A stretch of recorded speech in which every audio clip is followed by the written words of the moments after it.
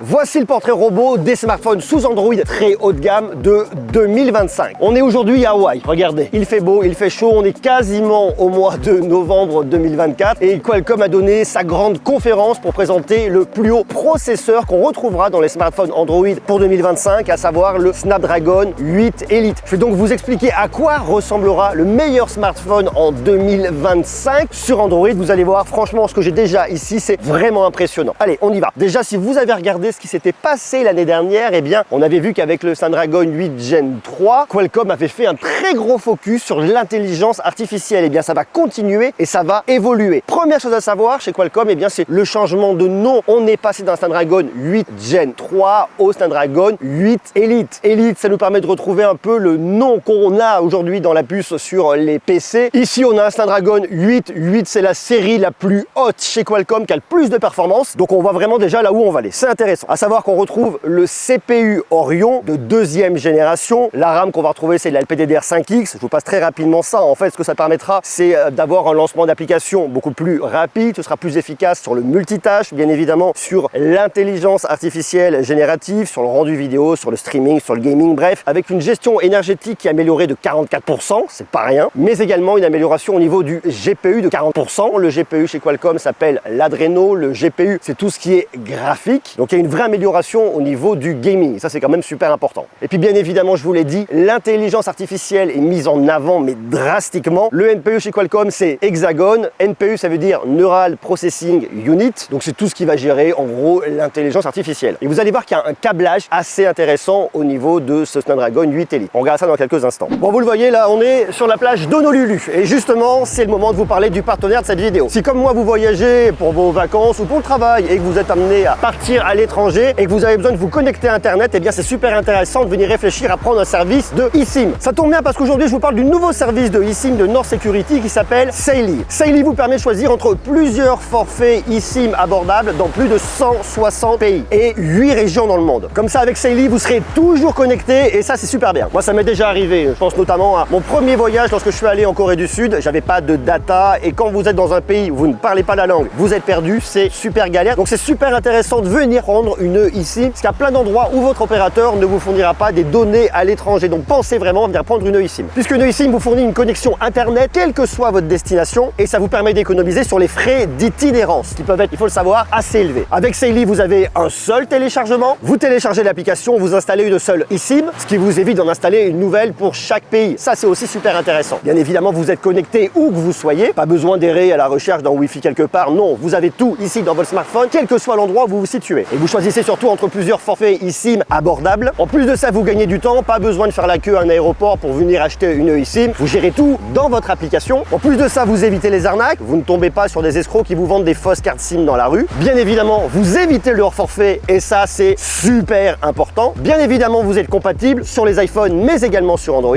Vous bénéficiez en plus d'une assistance par chat 24 heures sur 24, 7 jours sur 7. Et si toutefois votre smartphone n'était pas compatible eSIM, vous bénéficiez d'un remboursement intégral. Donc vous voyez ici, il n'y a pas de mauvaise surprise. Alors comment fonctionne Saily? C'est super simple. La première chose à faire, c'est de télécharger l'application. Je vous mets le lien juste en bas dans la description. Vous choisissez votre forfait parmi les 160 pays et 8 régions. Vous installez l'eSIM extrêmement facilement. Et lorsque vous arriverez à destination, votre eSIM s'activera automatiquement. Pas besoin d'aller dans les paramètres, ça se fait tout seul. Vous êtes tranquille. Que vous planifiez un voyage maintenant ou que vous voyagez un peu plus tard, téléchargez dès maintenant l'application Saily, comme ça vous l'aurez. Vous serez tranquille. Je vous ai mis un lien juste en bas dans la description. Et en plus de ça, j'ai un bon plan. Profitez de 15% de réduction sur votre eSIM avec le code Monsieur Greux. Foncez donc découvrir Saily via le lien que je vous ai mis juste en bas dans la description. Pour reprendre ce qu'on avait au niveau de l'intelligence artificielle, ce qu'on avait jusqu'à présent, eh bien, c'est que votre IA, elle allait gérer du texte, de la voix et des photos. C'est-à-dire que vous tapez un prompt, ça reconnaît le texte, vous lui parlez, ça transforme en texte et ça comprend, et vous avez une image, ça va comprendre également votre image. Mais là, cette année, ça va encore plus loin. Pourquoi? Parce que cette fois-ci, ça va comprendre directement le son sans avoir besoin de le transformer en texte, donc d'avoir un espèce de prompt-like. En plus de ça, ça comprend la vision. Donc l'intelligence artificielle va comprendre réellement ce qu'elle voit et en plus de ça, la vidéo. Donc ça permet d'aller plus loin, de gagner du temps au niveau du traitement et d'avoir de nouvelles fonctionnalités qui sont super intéressantes. Il y a une démo qui est justement intéressante sur cette partie intelligence artificielle avec le bloc photo. On voit un chien qu'on veut prendre en photo, sauf qu'on veut avoir la meilleure photo au moment où on va photographier son chien. Là, par exemple, le chien, on lui lance la balle, il saute, il l'attrape. C'est très rapide et vous voulez, vous, être sûr de capter le meilleur moment avec votre animal. Et bien aujourd'hui, aujourd'hui, c'est rendu possible grâce à l'intelligence artificielle qui est câblée directement sur l'ISP pour les photos. Et qu'est-ce qui va se passer? Eh bien, l'intelligence artificielle va déjà détecter le meilleur moment et va en plus améliorer le traitement de votre image, améliorer la netteté, retirer du flou, enfin bref, pour avoir la meilleure photo. J'ai vu la démo, c'est efficace et c'est vraiment extrêmement bluffant. En gros, ce qu'il faut retenir, c'est que l'intelligence artificielle dans votre smartphone, elle va voir à travers votre caméra. Elle a des yeux, c'est la caméra. Vous êtes par exemple au restaurant avec des amis et vous avez une note de restaurant. Vous voulez la partager en 3, eh bien c'est possible. Ce que vous faites, c'est que vous prenez votre smartphone, vous allez filmer la note et vous allez lui dire, ok, partage la note en 3 personnes et rajoute 20% de tips. On est aux États-Unis, ici on met des tips, on n'en mettra pas partout, mais ici en tout cas, on va en mettre. Eh bien, ce que va faire l'intelligence artificielle, elle va lire la note, elle va reconnaître les plats, elle va reconnaître le montant et elle va vous le diviser en 3 personnes. Jusque-là, c'est pas très compliqué, me direz-vous. Et en plus de ça, elle va rajouter 20% de tips. Là, je vous présente un exemple, mais il peut y en avoir énormément d'autres puisque l'IA a aujourd'hui des yeux. Ça, c'est bluffant. Qualcomm nous dit, soyez tranquille, vos données sont préservées puisque tout est fait à l'intérieur de votre puce. Il n'y a rien qui part dans le cloud. Ça utilise le CPU Orion pour avoir une faible latence et ça travaille de concert avec le GPU pour tout ce qui est graphique, l'Adreno, mais également le NPU Hexagon. Et on a en plus de ça une gestion de l'intelligence artificielle qui est plus rapide de 45%, qui est quand même vraiment beaucoup. Je voudrais maintenant qu'on parle des fonctionnalités liées à votre caméra. On l'avait vu l'année dernière, il y a vachement de choses qui sont arrivées dans votre smartphone avec la caméra, notamment l'AI Expansion qui venait créer du contenu manquant. Vous prenez une photo, vous voulez l'élargir, et bien l'intelligence artificielle venait créer le contenu manquant. Ça, on l'a vu l'année dernière. Et ce qu'ils vont venir nous rajouter cette année, c'est l'AI Super Résolution. En gros, vous faites une photo, votre capteur photo, l'ISP, l'Image Sensing Processor, va venir se connecter avec le NPU et va donc pouvoir améliorer, grâce à de l'IA générative, le contenu. Non pas pour créer un contenu qui n'existait pas, mais pour analyser l'image et améliorer les détails. Donc en fait, l'IA générative va pas réellement générer du contenu, mais elle va quelque part en générer pour améliorer significativement le rendu de vos images. Et puis on a également l'IA Segmentation qui va analyser chaque partie de votre image, plus de 200 parties sur votre image pour pouvoir les optimiser individuellement. Ça veut dire que par exemple, imaginons, soit en train de faire une photo de moi, eh bien on va reconnaître qu'il y a un individu ici, on va traiter la peau différemment du reste de l'image. Ça va reconnaître que derrière, il y a le ciel, ça va reconnaître les rochers, ça va reconnaître la mer, ça va reconnaître également les plantes derrière et ça va tout traiter individuellement pour réellement apporter une image vraiment optimisée. Ce que nous permet également le Snapdragon 8 Elite, eh bien c'est de filmer sur les 3 capteurs en même temps jusqu'à 48 mégapixels. Alors me direz-vous, quel est l'intérêt de filmer en même temps sur 3 capteurs? Si vous voulez tout filmer sur le grand angle, l'ultra grand angle et le téléobjectif pour avoir du choix après, eh bien vous pouvez le faire sur les capteurs jusqu'à 48 mégapixels à 30 images par seconde. Bien évidemment, on le voit ici, on a une plus forte puissance de calcul. En plus de ça, on peut filmer sur un seul capteur de 108 mégapixels à 30 images par seconde et on peut avoir des photos avec un capteur qui va aller jusqu'à, accrochez-vous, 320 mégapixels. Donc on pourrait retrouver effectivement en 2025 un smartphone avec un capteur de 320 mégapixels puisque le Snapdragon 8 Elite le permet. Ok. Et puis je vous le disais, comme pour les photos où tout passe par le NPU, la vidéo va également passer par le NPU pour améliorer l'enregistrement et le traitement de vos images jusqu'en 4K à 60 images par seconde. Et on peut avoir du slow motion qui va jusqu'en 480 images par seconde pour des ralentis incroyables en 1080p uniquement. Mais franchement, c'est déjà bluffant. Il y a une autre démo que j'ai vue qui est super intéressante, c'est l'IA Portrait Vidéo Relighting. En fait, ce qui se passe, c'est que vous voyez que vous avez votre vidéo et avec votre doigt, vous pouvez déplacer l'image pour venir éclairer une partie de votre visage, soit à la droite, soit à la gauche, soit le haut, et vous tournez autour de vous sur la vidéo en temps réel. Et bien en fonction de vos conditions lumineuses, vous pouvez modifier artificiellement l'éclairage. Et une fois de plus, ça montre toute la puissance ici que vous avez au niveau de votre NPU. Il y a une autre démo que j'ai vue. Elle m'a beaucoup moins semblé être intéressante. C'est une technologie de Arcsoft. C'est le Video Object Eraser. En fait, ce que ça fait, c'est que vous savez, de la même manière qu'en photo, vous avez la gomme magique, vous voyez un truc sur votre image, vous l'entourez, vous le supprimez, ça part. Et bien, on pourrait faire la même chose. En tout cas, on peut commencer à faire la même chose en vidéo. C'est-à-dire que sur des scènes un peu simples, ça marche. Moi, par exemple, je suis là, il y a un objet à côté, on y va, on le supprime. Il va venir calculer 30 images par seconde. Il voit, il me supprime les 30 frames ici. Ok, c'est pas très compliqué. Sauf que dès lors que quelqu'un passe devant l'image, eh bien, le rendu est tout de suite pas forcément là. C'est pas de très bonne qualité. En tout cas, ça permet d'entreapercevoir certaines fonctionnalités à l'avenir. Mais ce qu'on voit tout de suite, en tout cas à l'état, c'est marrant sur certaines scènes, mais sur d'autres, c'est pas vraiment très bon. Bien évidemment, vos smartphones continueront à avoir de la 5G avec le modem X80 de Qualcomm, avec une gestion des antennes basée sur de l'intelligence artificielle. Ça veut donc dire que l'IA est partout, même au niveau de la gestion de la 5G. On aura également du Wi-Fi 7 amélioré grâce à de l'intelligence artificielle. Et en plus de ça, vous avez le Fast Connect 7900 qui va gérer tous les capteurs de proximité, Wi-Fi, Bluetooth, ultra wideband. Puis puisque je vous parle du Bluetooth, grâce au Snapdragon 8 Elite, on va avoir du Bluetooth 6. Et ça aussi c'est bien. Et il fait une chaleur. Je prends 2 secondes, je m'essuie. Il fait chaud hein. C'est l'enfer. Il y a Anne qui tourne aussi une vidéo là-bas. On cuit mais on est content. C'est bien qu'il fasse beau. C'est bien qu'il fasse beau. Ouais. On cuit.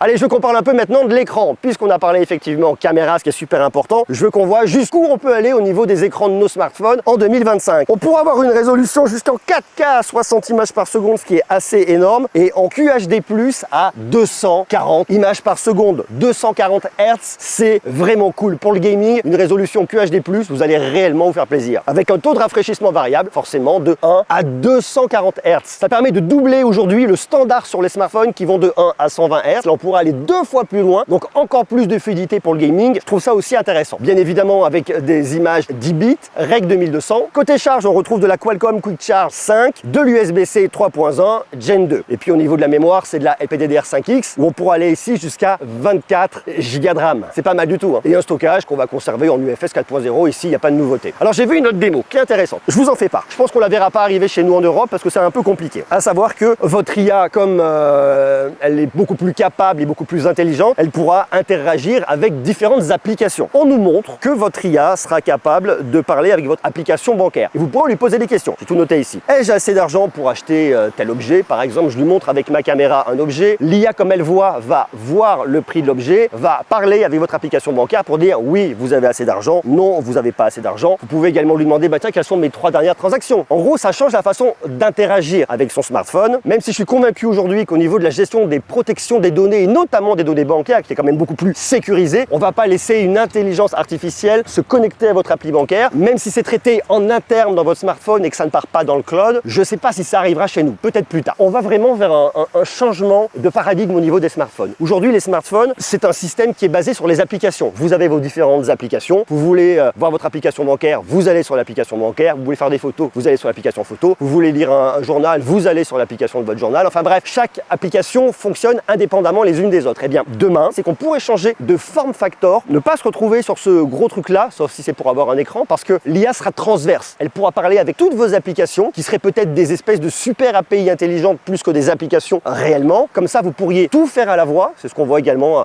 sur différents form factors d'appareils, notamment l'iPin, même si c'est pas extraordinaire, même sur le Rabbit qu'on a vu également cette année, même si c'est pas non plus extraordinaire. Ça veut dire qu'on changerait fondamentalement notre rapport aux appareils. On peut l'imaginer intégré dans des lunettes avec de la réalité augmentée. Pourquoi pas, il y a beaucoup de prototypes et d'appareils qu'on peut commencer à voir où vous pourriez utiliser vos lunettes avec bien évidemment de la réalité augmentée, mais pourquoi pas ensuite le refermer et l'utiliser comme un écran pour pouvoir regarder des films et des séries. Enfin bref, en tout cas, ce que ça permet de voir, c'est que la technologie permet de changer ce système qui est aujourd'hui basé sur l'application vers un système basé sur de l'intelligence artificielle. Donc on n'aura plus la contrainte d'avoir un gros appareil dans notre poche comme ça. C'est marrant. Alors bien évidemment, on ne se parle pas d'une révolution dans l'année qui vient, hein. Ça se fera sur plusieurs années, mais en tout cas, on tend à aller là-dessus. En tout cas, la technologie semble le permettre. Alors il y a eu des annonces. On sait quels seront les premiers smartphones à être équipés du Snapdragon 8 Elite. Xiaomi est intervenu sur scène pour annoncer que la Xiaomi 15 série sera équipée du Snapdragon 8 Elite. On a également Honor qui est venu pour dire que le Honor Magic 7 aura le Snapdragon 8 Elite. Et puis enfin, le ROG Phone 9 d'Asus aura le Snapdragon 8 Elite. D'ailleurs, très intéressant parce que j'ai pu prendre en main le ROG Phone 9 avant même sa sortie, avant même son annonce. Il est plutôt cool. Il ressemble assez au ROG Phone 8, mais en tout cas, il aura beaucoup plus de puissance grâce au Snapdragon 8 Elite. Et j'ai hâte d'avoir toutes les informations sur la fiche technique que je n'ai pas aujourd'hui, que j'aurai bientôt. Donc, je vous en reparlerai. Donc, pensez à vous abonner. Bien évidemment, tout ça dépend de ce que les constructeurs vont vouloir implémenter dans leur smartphone. Quel choix ils vont faire au niveau de leur capteur. Est-ce qu'ils vont vouloir mettre un capteur énorme? Est-ce qu'ils vont rester un peu sur leurs acquis? Jusqu'où aussi ont-ils la capacité d'aller sur le développement de leur smartphone? On verra ça en 2025. Et en attendant, eh bien, on reste bien en 2024 avec une autre vidéo qui est juste là, qui est super cool. Foncez la voir. On ira en 2025 bientôt. Mais pour l'instant, on est encore un petit peu en 2024. C'est pas fini. Ça, tu m'as fait peur.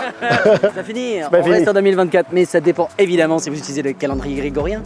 Eh oui. C'est vrai. Pensez au calendrier lunaire chinois. C'est vrai. Et on est en quelle année? Oui, exact. Exactement.